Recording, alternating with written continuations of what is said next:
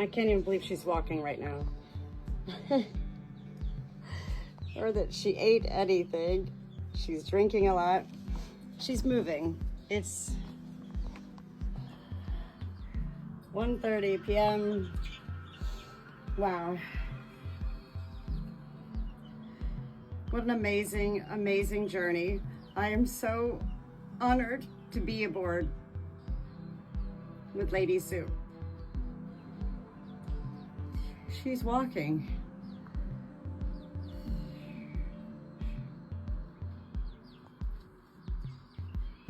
I just came back in briefly to check on my inside crew up here and get Edwina. Edwina, she needs her food too. Edwina, are you a filthy mess in there? Edwina, we're gonna do a weight check on Edwina, my scissor bee. All right, hey ladies, Anna Maria. Whoa, what a difference. I'm gonna bring her back out, of course. This morning, I fell into what I refer to as the Good Shepherd should not fall into such categories, and yet we do. Categories, modes, ways of thinking, and humanizing animals, and me fearing her death and wanting her to be comfortable. And, you know, it really was amazing for me this morning to realize right away that it wasn't even me.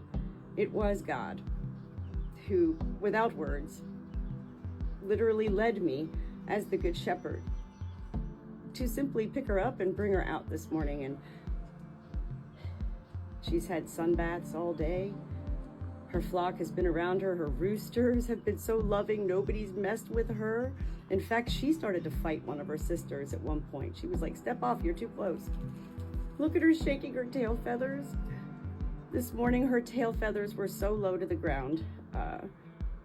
Her wings remain furrowed, as I call it. And she is wanting to go off to herself right now. She's tired. She's tired. I do believe fully in all of the life I've witnessed here with my animals as well as human life when it comes to death and dying, that we are all fueled like rockets preparing for takeoff. And heaven does know what we need. And what Lady Sue needs is for someone to share her story. And I am, again, honored and blessed to be sharing this beautiful battery hen's story. A chicken who lived the first 12 to 18 months of her life in horrific conditions as a battery hen. A battery hen is a hen who is born and raised and lives in quite horrific conditions, generally speaking, to pump out eggs every day that are distributed and sold across our country's grocery stores. And at about the age of 12 to 18 months, they are shipped off for slaughter or rescued. Here comes my dog Ruby with congestive heart failure. Ruby is 17 years old. We rescued her from the shelter many, many, many years ago. I think she was 2 years old. And her first mom had Alzheimer's and didn't know she had a dog, so her family brought Ruby to the shelter, a no-kill shelter, and the family decided to hire a dog walker for their mother, and they went and re-rescued Ruby, and their mom still didn't know that she had a dog. So back to the shelter Ruby went. And then my mom took my daughters on a field trip one day to the animal shelter, and they called me and said, "We have to get Ruby." What we see in life, and here's a perfect example. I'm glad Ruby walked up into this video right now because it goes along with what I've been sharing with Lady Sue. So we're all dying, number one, as soon as we're born. Yet that doesn't make it any easier to deal with such moments. Ruby has had congestive heart failure for 9 years. And so this has been a long journey with her and her sounds, the coughing. She remains happy. I can't stand when ignorant people in life say such things like, "Put that poor dog out of its misery." Poor dog?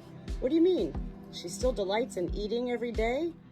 She still climbs up those puppy steps to sleep with me at night. She plays with our 1-year-old puppy Chihuahua.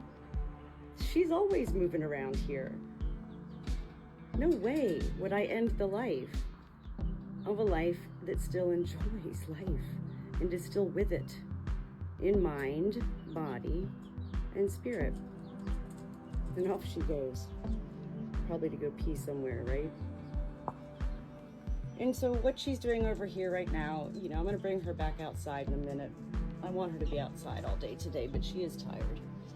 And the importance of not humanizing, putting human attributes to an animal's life. And so that's, you know, I'm most amazed that most of the responses on all of my videos and sharings, always, I don't get a lot of hateful comments. In fact, I find what others may find hateful, I find humorous, you know, such as, where's your gloves? Or you need to take her to the vet, you know. The fact that social media allows life to be shared in such ways is a beautiful way to share love of life with life. Starla's over there taking a little cat nap. Edwina, it's time for a weight check. Look at Edwina. Edwina goes, but I'm taking my own sun bath right now. Oh my God.